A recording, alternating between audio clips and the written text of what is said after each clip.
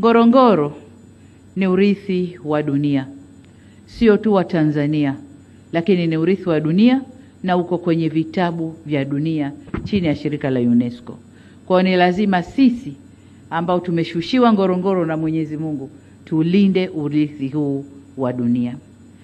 Ni eneo pekee ambalo lina ukubwa au kina cha mita 600 kwenda chini, na ikazuka hiyo crater kwa miujiza ya Mungu, na leo mambo yale yapo Tanzania, lakini si tu matokeo yale na utajiri uliomo kwenye eneo lile.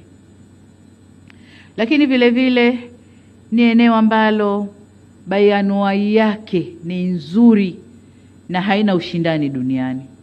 Kuna wanyama wa aina zote, wanaokula majani na wanaokula wenzao, na kwa bahati mbaya wanakula hata watu. Tumeona kwenye filamu iliyoonyeshwa hapa.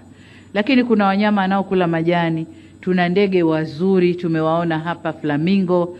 Kuna vivutio vingi ambavyo si rahisi kuvikuta kwingine duniani kwenye bonde moja, si rahisi. Lakini jengine ni kwamba